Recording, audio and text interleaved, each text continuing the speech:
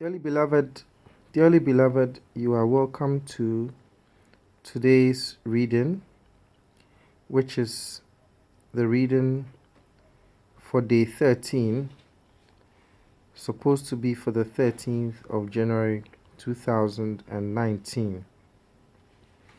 This is day 13 out of 297 days to finish the whole Bible, and we are scheduled to finish on the 24th of October 2019. As the good book says in 2 Timothy 3:16 and 17, all scripture is inspired by God and is valuable for teaching, rebuking, correction, and training in righteousness, so that the servant of God may be fully equipped. So no verse in this Bible is unnecessary. Genesis chapter 49. Then Jacob called for his sons and said, "Gather around me, so I can tell you what will happen to you in days to come. Assemble and listen, sons of Jacob. Listen to your father Israel. Reuben, you are my firstborn, my might, the first sign of my strength, excelling in honor, excelling in power, turbulent as the waters.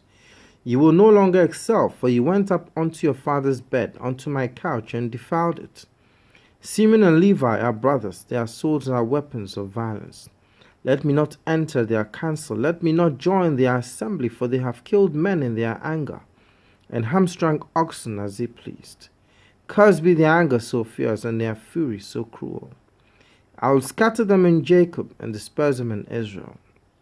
Judah, your brothers will praise you, your hand will be on the neck of your enemies, your father's sons will bow down to you. You are a lion's cub, Judah. You return from the prey, my son, like a lion he crouches and lies down. Like a lioness who dares to rouse him, the scepter will not depart from Judah, nor the ruler's staff from between his feet, until he to whom it belongs shall come, and the obedience of the nations shall be his. He will tether his donkey to a vine, his colt to the choicest branch. He will wash his garments in wine, his robes in the blood of grapes. His eyes will be darker than wine, his teeth whiter than milk. Zebulun will live by the seashore and become a haven for ships. His border will extend towards Sidon. Issachar is a raw-born donkey lying down among the sheepens. When he sees how good is his resting place and how pleasant is his land, he will bend his shoulder to the burden and submit to forced labor.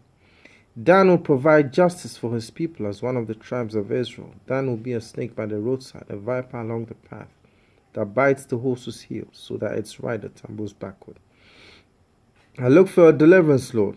Gad will be attacked by a band of raiders, but he will attack them at their heels. Asher's food will be rich. He will provide delicacies fit for a king. Naphtali is a doe set free that bears beautiful forms. Joseph is a fruitful vine near a spring whose branches climb over a wall. With bitterness, archers attacked him. They shot at him with hostility, but his bow remained steady. His strong arm stayed limber because of the hand of the mighty one of Jacob, because of the shepherd, the rock of Israel, because of your father's God who helps you, because of the Almighty who blesses you with blessings of the skies above, blessings of the deep springs below, blessings of the breast and womb. Your father's blessings are greater than the blessings of the ancient mountains, than the bounty of the age-old hills. Let all these rest on the head of Joseph, on the brow of the prince among his brothers. Benjamin is a ravenous wolf. In the morning he devours the prey, in the evening he divides the plunder. All these are the 12 tribes of Israel, and this is what their father said to them when he blessed them, giving each the blessing appropriate to him. Then he gave them these instructions: I am about to be gathered to my people. Bury me with my fathers in the cave in the field of Ephron the Hittite, the cave in the field of Machpelah, near Mamre in Canaan, which Abraham bought along with the field as a burial place from Ephron the Hittite. There Abraham and his wife Sarah were buried. There Isaac and his wife Rebekah were buried, and there I buried Leah. The field and the cave in it were bought from the Hittites. When Jacob had finished giving instructions to his sons, he drew his feet up into the bed, breathed his last, and was gathered to his people. Genesis chapter 50. Joseph threw himself on his father and wept over him and kissed him. Then Joseph directed the physicians and the servants to embalm his father Israel. So the physicians embalmed him, taking a full 40 days, for that was the time required for embalming, and the Egyptians mourned him for 70 days. When the days of mourning had passed, Joseph said to Pharaoh's court, "If I found favor in your eyes, speak to Pharaoh for me. Tell him, my father made me swear an oath and said, I'm about to die. Bury me in the tomb I dug for myself in the land of Canaan. Now let me go up and bury my father, then I'll return." Pharaoh said, "Go up and bury your father, as he made you swear to do." So Joseph went up to bury his father. All Pharaoh's officials accompanied him, the dignitaries of his court and the dignitaries of Egypt, besides all the members of Joseph's household and his brothers and those belonging to his father's household. Only their children and their flocks and herds were left in Goshen. Chariots and horsemen also went up with him. It was a very large company. When they reached the threshing floor of Atad near the Jordan, they lamented loudly and bitterly, and there Joseph observed a 7-day period of mourning for his father. When the Canaanites who lived there saw the mourning at the threshing floor of Atad, they said, "The Egyptians are holding a solemn ceremony of mourning." That is why that place near the Jordan is called Abel Mizraim. So Jacob's sons did as he had commanded them. They carried him to the land of Canaan and buried him in the cave in the field of Machpelah near Mamre, which Abraham had bought along with the field as a burial place from Ephron the Hittite. After burying his father, Joseph returned to Egypt together with his brothers and all the others who had gone with him to bury his father. When Joseph's brothers saw that their father was dead, they said, "What if Joseph holds a grudge against us and pays us back for all the wrongs we did to him?" So they sent word to Joseph, saying, "Your father left these instructions before he died. This is what you have to say to Joseph. I ask you to forgive your brothers the sins and the wrongs they committed in treating you so badly. Now please forgive the sins of the servants of the God of your father." When their message came to him, Joseph wept. His brothers then came and threw themselves down before him. "We are your slaves," he said. But Joseph said to them, "Don't be afraid. Am I in the place of God? You intended to harm me, but God meant it for good, to accomplish what is now being done, the saving of many lives. So then, don't be afraid. I'll provide for you and your children." And he reassured them and spoke kindly to them. Joseph stayed in Egypt along with all his father's family. He lived 110 years and saw the third generation of Ephraim's children. Also the children of Machir, son of Manasseh, were placed at birth on Joseph's knees. Then Joseph said to his brothers, "I am about to die, but God will surely come to your aid and take you up out of this land, to the land he promised on oath to Abraham, Isaac, and Jacob." And Joseph made the Israelites swear an oath and said, "God will surely come to your aid, and then you must carry my bones up from this place." So Joseph died at the age of 110, and after they embalmed him, he was placed in a coffin in Egypt. Exodus chapter 1. These are the names of the sons of Israel who went to Egypt with Jacob, each with his family: Reuben, Simeon, Levi, and Judah; Issachar, Zebulun, and Benjamin; Dan and Naphtali, Gad, and Asher. The descendants of Jacob numbered 70 in all. Joseph was already in Egypt. Now Joseph and all his brothers and all that generation died, but the Israelites were exceedingly fruitful.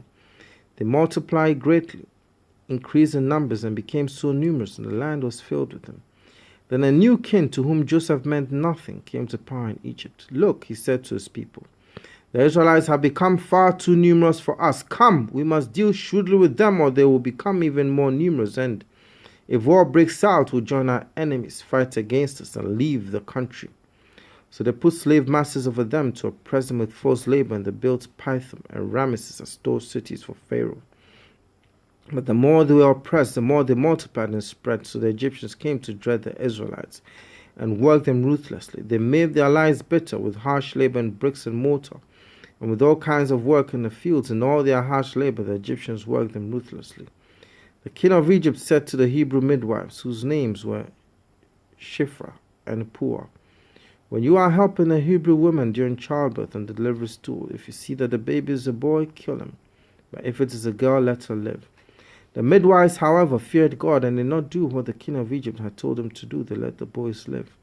Then the king of Egypt summoned the midwives and asked them, "Why have you done this? Why have you let the boys live?"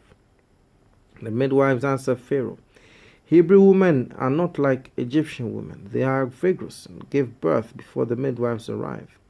So God was kind to the midwives, and the people increased and became even more numerous. And because the midwives feared God, he gave them families of their own. Then Pharaoh gave this order to all his people: every Hebrew boy that is born you must throw into the Nile, but let every girl live. Exodus chapter 2. Now a man of the tribe of Levi married a Levite woman, and she became pregnant and gave birth to a son. When she saw that he was a fine child, she hid him for 3 months. But when she could hide him no longer, she got a papyrus basket for him and coated it with tar and pitch. Then she placed the child in it and put it among the reeds along the bank of the Nile.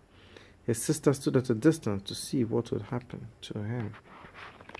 Then Pharaoh's daughter went down to the Nile to bathe, and her attendants were walking along the river bank. She saw the basket among the reeds and sent a female slave to get it. She opened it and saw the baby. He was crying, and she felt sorry for him. "This is one of the Hebrew babies," she said. Then her sister asked Pharaoh's daughter, "Shall I go and get one of the Hebrew women to nurse the baby for you?" "Yes, go," she answered. So the girl went and got the baby's mother. Pharaoh's daughter said to her, "Take this baby and nurse him for me, and I'll pay you." So the woman took the baby and nursed him. When the child grew older, she took him to Pharaoh's daughter, and he became her son. She named him Moses, saying, "I drew him out of the water." One day after Moses had grown up, he went out to where his own people were and watched them at their hard labor. He saw an Egyptian beating a Hebrew, one of his own people. Looking this way and that and seeing no one, he killed the Egyptian and hid him in the sand. The next day he went out and saw 2 Hebrews fighting. He asked the one in the wrong, "Why are you hitting your fellow Hebrew?" The man said, "Who made you ruler and judge over us? Are you thinking of killing me as you killed the Egyptian?" Then Moses was afraid and thought, "What I did must have become known." When Pharaoh heard of this, he tried to kill Moses, but Moses fled from Pharaoh and went to live in Midian, where he sat down by a well. Now a priest of Midian had 7 daughters, and they came to draw water and fill the troughs to water their father's flock. Some shepherds came along and drove them away, but Moses got up and came to their rescue and watered their flock. When the girls returned to Reuel, their father, he asked them, "Why have you returned so early today?" They answered, "An Egyptian rescued us from the shepherds. He even drew water for us and watered the flock." "And where is he?" Reuel asked his daughters. "Why did you leave him? Invite him to have something to eat." Moses agreed to stay with the man who gave his daughter Zipporah to Moses in marriage. Zipporah gave birth to a son, and Moses named him Gershom, saying, "I have become a foreigner in a foreign land." During that long period, the king of Egypt died. The Israelites groaned in their slavery and cried out, and their cry for help because of their slavery went up to God. God heard their groaning, and he remembered his covenant with Abraham, with Isaac, and with Jacob. So God looked on the Israelites and was concerned about them. Beloved, thank you for staying with us till the end of today's reading, which took roughly only about 14 minutes. Those who followed for the 13 days, thank you for staying with us. We have finished the book of Genesis, and we have started the book of Exodus. Very soon, the 297th day will be here if Christ tarries, and God willing. So I encourage you to read on your own. As I always say, this is not a substitute for prayer. This reading is not a substitute for prayer. Neither is it a substitute for salvation. Neither is it a substitute for serving God in the way he has instructed you. Tomorrow, day 14, we shall deal with Exodus 3 to 6.